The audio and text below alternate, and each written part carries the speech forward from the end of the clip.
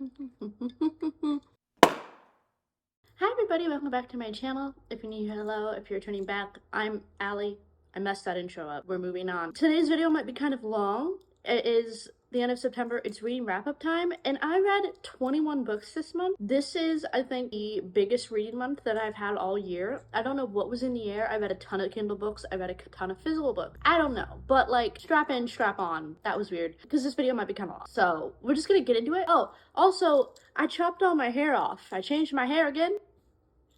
It was like been what, 4 months since I changed my hair, and that's too long for me to not change my hair. I changed it again. Here we are. And I ordered tinsel to like put tinsel in my hair, so next time you see me I might also have tinsel hair. Again, not related to this video, moving on. So the first 3 books I read this month were the 3 like short story things that Ali Hazelwood wrote. They are Under One Roof, Stuck With You, and Below Zero. Ali Hazelwood wrote Love on the Brain, Love Hypothesis, all of those women in STEM books, and then she also wrote these 3 that are like short story versions. Are all like 200 and less pages. You can buy them as individual books or they're like a bound copy together, but I read them on Kindle, so I read them as 3 individual books. I give all of them 3 stars. I thought they were cute. I thought they were good. For being 200 pages-ish, they flowed really nice. Nothing felt too rushed, but it's also like it wasn't a fully decked out 300-page book like what she normally writes. So I gave them all 3 stars because they were good. In general, they're all just more of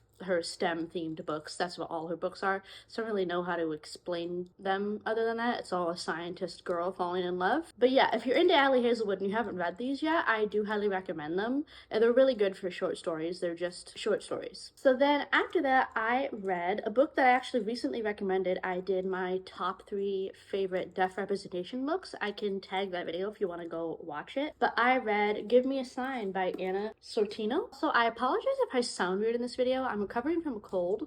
I've been like quarantining myself all weekend, but I'm kind of sick right now, so if I sound weird, I'm sorry. But regardless, Give Me a Sign. This is a deaf representation YA contemporary romance book. I loved this book. I 5-starred it. I thought it was so freaking cute. I think it's a really good book if you're someone that doesn't really know the ins and outs of the deaf community, where like you can read it and have fun with the romance and have some light education, but it's not so dense that it just feels like you're reading a textbook. I thought this was so cute. Just about 300 pages, so it's another book that's like a small, quick read. It has good setting, good plot, good characters, but it's not going to take you forever to read. Our main character is Lila. She is hard of hearing, wears hearing aids, lives in a speaking home, so her parents are not deaf. She communicates through speaking and not sign. She, for the past few years, has been going to a deaf summer camp, and she's learned kind of basic sign from this summer camp, but she's not old enough that she can be a camp counselor. So she signs up to be a camp counselor at this deaf camp because she wants to do some things to help her identify more with the deaf part of her life. She doesn't get that at home. She wants to explore that part of herself more. Our male love interest is Isaac. He has gone to this camp the whole time she has and is now counseling with her, and she has the biggest crush on him, but he only communicates through ASL. He does not speak at all. So she kind of has a little bit of a language barrier because she's not necessarily fluent in sign language. So sometimes it's you're having to have a third party interpret for them and everything. And it's a coming of age story of her finding herself and figuring out where she stands with the hearing part of herself and the deaf part of herself.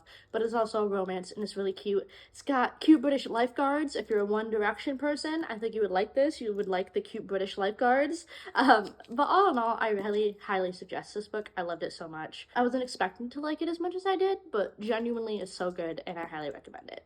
Again, go check out that other video that I mentioned if you want to know a couple other of my deaf representation favorite books. So then next I read a book that's been on my TBR for a while, and that is Stalking Jack the Ripper by Carrie Maniscalco. I 2-starred this book. Almost kind of wanted to DNF it, but I powered through. It was entertaining enough that I could finish it. If you like got this book in a PDF form and you like looked up how many times the like I'm not like other girls phrase, your computer would explode. I feel like this whole book was just I'm not like other girls. The other girl, I'm so different. It felt very like, as the teens would say, pick me girly.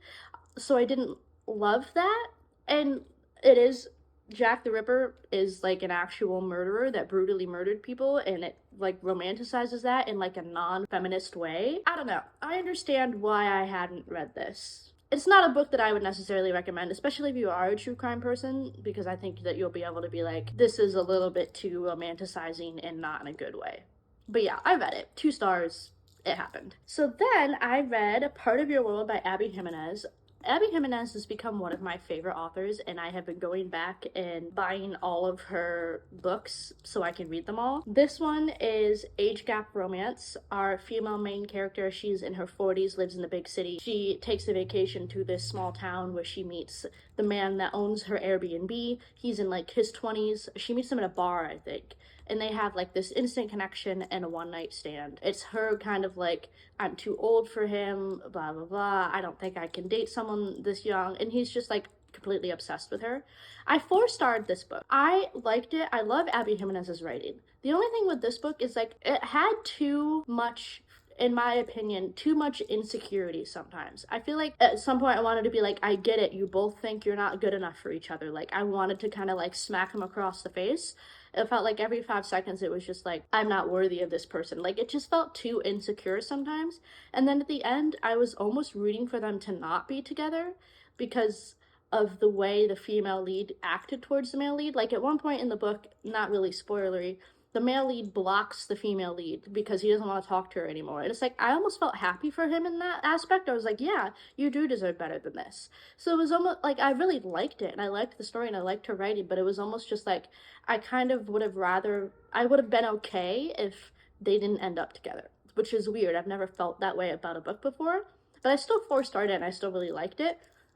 But it's not my favorite Abby Jimenez. So then I read on Kindle, Out on a Limb. I 5-starred this book, and I'm going to tell you why that's surprising. This whole book is accidental pregnancy, and I hate accidental pregnancy books with a burning passion. They are my least favorite books to ever exist on the planet, and I 5-starred this. Make it make sense? It doesn't.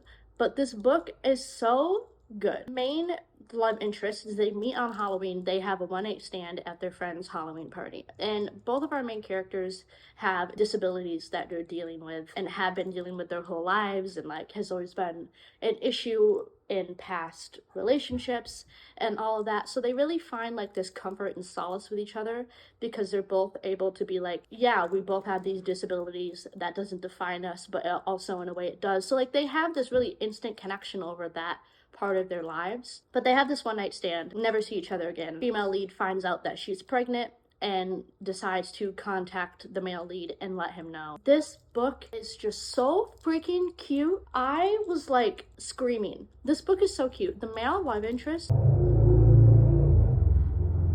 hold for motorcycle. The male lead in this book is like top tier book boyfriend. This book is so freaking cute. So if you're someone that likes accidental pregnancy and you haven't read this, read it. I loved it, and I don't. If you're someone that doesn't like accidental pregnancy like me, be open to this, give it a try, because as soon as I found out that this is what this book was, I was ready to immediately DNF it, and then I read like one more chapter, and I was like, wait, I love them. So yeah, be open to it, give it a try. You might not hate it. I then read The Nanny by Lana Ferguson. This book I liked. I 4-starred it. It is a single dad trope. Our main character gets hired, our main female lead gets hired as his live-in nanny for his daughter. That whole kind of classic trope. The spin on it is the nanny used to be a former OnlyFans user, creator. That was her whole job before she became a nanny. And as you find out, the man that she's nannying for used to be her like top subscriber on OnlyFans. Very interesting. My only thing that didn't make this book 5 stars is this book is almost 400 pages long. Or it is. It's like exactly 400 pages long, and it could have been 300 and still would have been the same book. It didn't need to be this long. It wasn't long enough where I was like, okay, get on with it, but I was also just like, we didn't necessarily need this information. Like, there's nothing to, if you took 2 or 3 chapters out of this book, it wouldn't have changed a thing. There wasn't enough going on, like, plot-wise, where it needed to be this long. I don't know. It was good, but it could be 100 pages shorter. But all in all, I 4-starred it. I really liked it. I then read King of Wrath by Anna Huang.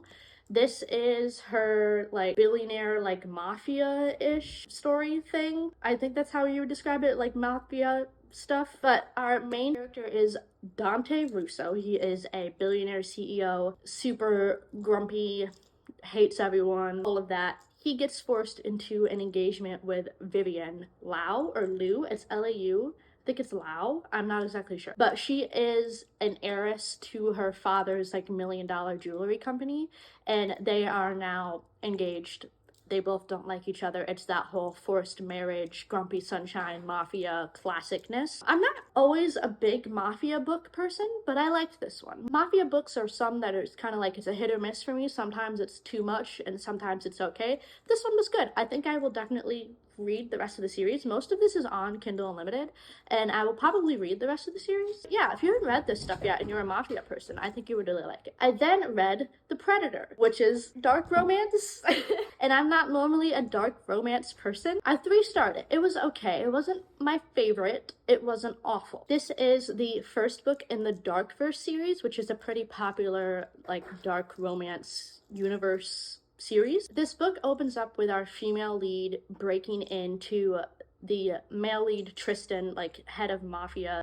She breaks into his house because she's trying to kill him. Kind of turns into like this cat and mouse thing. I feel like what I didn't like about this book was it was trying to have the subplot of like they're spies almost, where like get the codes out of the computer. And I feel like that was vague enough that I was like, what is going on? Like, I liked the romance of it, and I liked their characters, but I was kind of just like, I don't understand what is going on with the whole codes thing. Like, you just kind of threw it in there and didn't explain anything, so I was like, okay, the codes, cool. The codes? Yeah, the codes. But romance? All right. So that was my biggest complaint about it. I think I am open to reading the rest of the series. Yeah, I 3-starred it, which isn't bad. I still recommend it. I felt like it could have explained some of the subplot issues a little bit better than what it did. Another book that I have recently recommended, Hold for Motorcycle.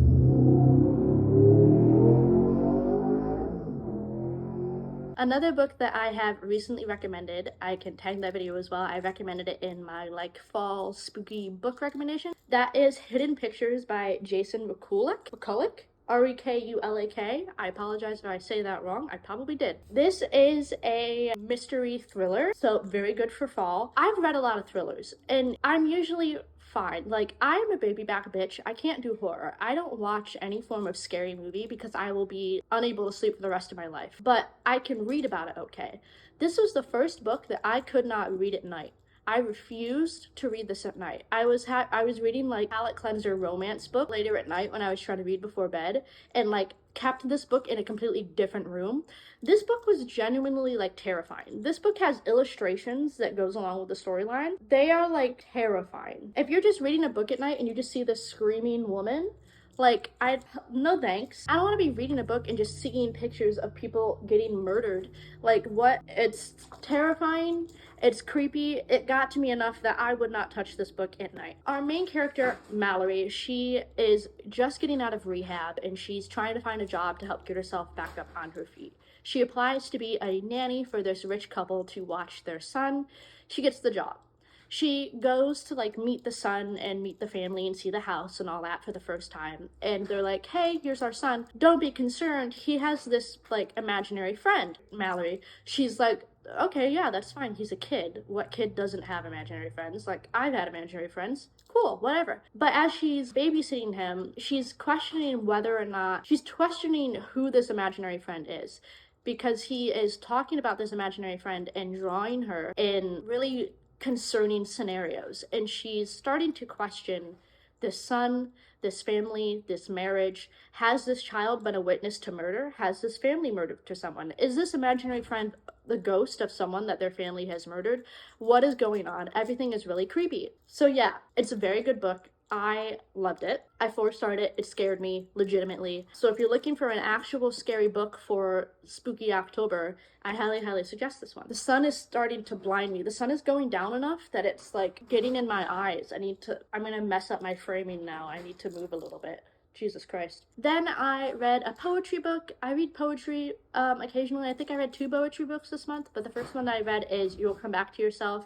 I 4-starred it. This is one that focuses on relationships and like healing from them and things. I really liked it. I annotated a lot of it.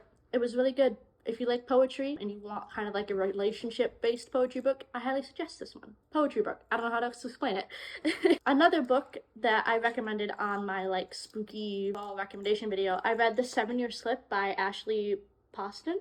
This is paranormal. Our main character is Clementine. She is living in her grandmother's old apartment. And when she was little, her grandmother used to tell her, oh, like, this apartment is magic. And she always took that as like, yeah, this is magic. I come here and I have fun. This is my grandma's place. The vibes, great. But as she's living here as an adult, she realizes that this apartment is actually magical. This apartment has some weird, like, split in time, space continuum, crack in the world situation going on. Someone 7 years in the past is living in the same apartment on the same timeline as you, but like you're 7 years apart. So if Clementine is living in 2020, this other person is living in 19, 18, 17, 16, 15, 14. This other person is living in 2013. Did I just do finger math for that? Yes, don't judge me. I'm dyslexic as fuck. I can't do math. Anytime that you see another person in this apartment, you're living together, but on a different timeline. So she wakes up one day to this random man in her apartment, and she's like, hello, what the hell is going on? And he's like, what do you mean? Your grandmother rented this place to me, blah, blah, blah. And she's like, my grandma's dead, like, blah. And it becomes a romance between these two having their 7-year time difference. So yeah, it's kind of paranormal-ish, but not like ghosty, I guess. I thought it was really good. I 4-starred it. I loved the male main character. I thought it was really cute. I highly suggest it. Kind of a spookier romance. And then the second poetry book that I read this month was How Some Flowers Bloom Under Moonlight. Also 4-starred this one. This is another kind of like healing from relationship trauma. So if you're looking for some like relationship type poetry books, I recommended the 2 of those. Again, poetry book. I don't really know how else to describe it other than it's a poetry book. I then read Rock, Paper, Scissors. I 4-starred this book. This is another thriller. This couple is having a hard time in their marriage and going through marriage counseling, so they decide to take this like weekend vacation, get away from work and phones and outside distractions to try and really just spend time with each other and connect. But when they get to this Airbnb, a bunch of really weird shit starts happening. And you find out that there's some really big secrets that the 2 of them are keeping from each other. Is this marriage going to last? What the hell is going on in this house? It's the middle of winter. They're stuck here. They cannot leave. There's a snowstorm. I highly suggest it. This is my first Alice Feeney. I think I have a couple more of her books on my TBR, but this is the first one of hers that I've ever read. It's also on Kindle Unlimited, which is what I read it on. But yeah, if you're looking for a good thriller, I suggest this one. I feel like I did a terrible job at explaining that. But anyways, then, turn of events that I did not expect. I finished reading the Eden series. I read the first book like 6 months ago, and I 2-starred it. I did not like it. The first book, it felt like the author was trying to write a romance and like a thriller at the same time and did a mediocre job at both of them, and I had no intention of reading the rest of the series. But a friend of mine also felt the same way. She read the first book and was like, she did just a really bad job at writing a thriller and also a romance, but then she powered through it and read the rest of the series, and she loved the rest of the series. So she convinced me to read it. So I read the rest of the series, which is 4 books: Jasper, Veale, Garnet Flats, Juniper Hill, and Crimson River. So Jasper, Veale, I gave 4 stars. Garnet Flats I gave 3, Juniper Hill I gave 4, and Crimson River I gave 3. So I gave them all 3 and 4 stars. Overarchingly, because I think there's one more book for this series that's coming out, would like less surprise children in this series. After the first book, all the rest of these books have some sort of surprise child. Either one of the love interests is a single parent, they like adopt a random kid that they thought was dead that's now alive. Every single book has some sort of we're pregnant at the end or surprise child. Like, I could do with a book that doesn't involve a child. I could do with an epilogue where they're not pregnant. I could do with a storyline where there's not just some random child around. I could do without that. So it's getting to the point where they almost feel repetitive, and that's how I kind of felt with Crimson River. That was the last one that I gave 3 stars. It was kind of like, I feel like I've read a bunch of these because you're all just having random children. So Jasper, Veale, the male main character, Knox Eden, and our female lead, Memphis. Memphis is a single mom. She got cut off from her family. She used to be like this really rich socialite girl. She got cut off from her mom and gets a job cleaning at one of the Eden's hotels. The Edens kind of like founded this whole town, and they own like every single building in the world. They're all companion novel series. Memphis comes with her son. Knox has like a weird backstory with children, and he doesn't feel comfortable around them or whatever. It's very grumpy sunshine. It's their romance, and Knox is a head chef. So I love a man that can cook, first of all. I think that's why I 4-starred this one, because I was like, a man that can cook? Yes. Jasper, Veale follows Juniper and Jasper. Jasper Jasper is a MMA personal trainer. He and Eloise drunkenly get married in Vegas one night and wake up the next morning and they're like, oh shit. And then it becomes a fake dating marriage of convenience type thing. I 4-starred this one. Garnet Flats follows Talia and Foster. Foster is an MMA fighter trained by the main character of Jasper Veale. I gave this one 3 stars because it was almost stalkery. Like, if this happened in real life, I would have called the cops on this man 47 times. It was like a friends to lovers when they were younger, but something happens and they have not talked in years, and he's finally back in town and trying to rekindle their relationship. Very much like I'm gonna force her to love me no matter what, and she's like, go away. So sometimes I was like, if this happened in real life, I would not believe this romance at all, because you're just actively pursuing someone that does not like you anymore, and I would have called the cops on this man 47 times. But regardless, I 3-starred it. It was good. And then Crimson River, I 3-starred. Crimson River, it kind of went back to the whole romance and thriller mediocre job at both. It follows Lila and Vance. Vance has been tracking the serial killer for years. Lila has become his next victim, but she survives, so she's trying to help Vance catch this killer. Is he a killer? Plot twist. 3 stars. I liked it. Overall, like I said earlier, this series just needs to have less random children. There's either single parent, child with my ex-wife, but now I'm in love with you, but I still have a child. Here's this person that we thought was dead, but now is alive, and now they're going to be our child, or epilogue where they're pregnant. And I could just do with one that didn't have some sort of child in it. I could do without every woman's story ending up with them being a parent, I guess. Yeah. If you're going to read any book from this video, read this one. This book is my new personality trait. I'm in love with this book. I could not recommend it enough. I read Powerless by Lauren Roberts. This, if not a 5, is like a 6-star read for me. This book is my new personality trait. I'm obsessed with it. I would pay you money to read it. Dear Lord, I'm in love with this book. This book is not spicy. There is no spice, but the amount of tension in this book drives me up a fucking wall. This book is so... If this book is like a mix of Hunger Games and Red Queen, push them together. Slight love triangle. The most intense tension, banter, flirting. I annotated the crap out of this book. There's almost just like entire pages that are covered in highlights, because every scene where they interacted was just the best scene to ever exist. I could not recommend this book enough. So this book takes place in the kingdom of Ilia. It was just like a normal kingdom. One day this plague strikes and kills a bunch of people. So obviously everyone that's dead is dead. Of the people that survived this plague, they all get some sort of supernatural ability where they can like read minds or shapeshift or whatever. There's a million different things that have happened. They all have a bunch of supernatural abilities. The king then kind of like makes a line where it's like, these sort of abilities are elites.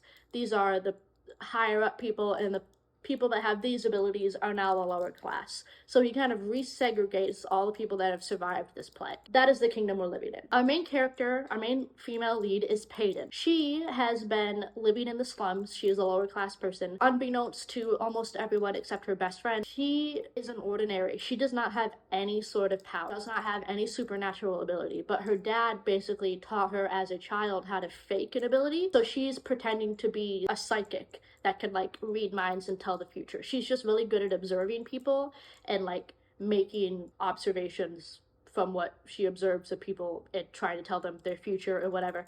But she's faking this ability. One day she is walking through town and she saves one of the crown princes from being murdered, attacked, whatever. So the crown prince puts her in what is called the trials. They take like the top 9 or 10 people with like the best abilities. So it's like the top 9 or 10 best of best people. They're the best at their abilities. They're the only one with this ability. And they get put into this trial to fight to the death. Whoever comes out is the best of the best, like the king's favorite, yada yada. So she is now an ordinary, someone with 0 powers whatsoever, that would be killed immediately on a normal day if somebody knew she doesn't have powers, and is thrown into this life or death game with a bunch of people that have some of the strongest powers in the world. And it is a tension-filled romance between her and Kai, one of the crown princes, and then also a little bit of a love triangle with Prince, the one that is soon to be king, kit. Has a rebellion and all. It's so good. I legitimately would send you money to read this book. I would send people this book. I cannot get over how much I love this book. So I think going to be 3 books. The other 2 are not out yet. I don't think the second book comes out until like May of next year. And I want to die because I want to read that book so bad. Please, for the love of God, read this book. It is one of the best books I've ever read all year. And then last but not least, the last book I read this month was Night Shift. I gave this 3 stars. This was like a 250 kind of quick little novella-sized book. It is like good girl, bad boy, but not even really that bad of a boy. But our main character, she is book nerd in college. She gets a night shift job working at the library. And she loves it because she gets to hang out in a library and no one's ever there on the night shift. So she can just read like her smutty romance books and be fine. One night, the male love interest shows up and he is one of the most popular guys on this basketball team. And he wants her to help him find some sort of book or whatever. It leads to them like having a full out makeout session in this library. And it turns into, he's Mr. Popular, I'm weird, would he like me, does he like me, was this a one-time fling, blah blah blah. I 3-starred it. It did have a little bit too much miscommunication for me. Overall, for as short as it was, I thought it was really cute and I liked the whole like someone that likes books writing a character that likes books, so I thought that part of it was cute, but it was a little bit too much miscommunication-y for me. Here are all the books, physical books at least, that I read this year. I don't obviously have all my Kindle books. If you're going to read one book from this whole video, read Powerless, please, so I can go to bed peacefully. This was one of my biggest reading months that I think I've had all year. 21 books. Wow. Thank you guys for hanging out with me. I hope you also had a good reading month. I'm sure this video is going to be like a half an hour long and I hate that for editing me. But anyways, if you want to follow me anywhere on social media, it is all down below. Down below is also my Pango books. If you want to buy any of my used books or someone else's, you can get any of these books for a cheaper price. Cheaper way for philanthropy TBR. Down below is also my Amazon if you want to send me any books on there that I have picked out, or you can send me your favorite books. And yeah, that's it. Thank you guys for hanging out with me. I love and appreciate you so much. Have a happy fall and a happy October spooky reading month. And I love you, and stay safe and stay healthy unlike me. And I will see you guys somewhere else on the internet. Bye.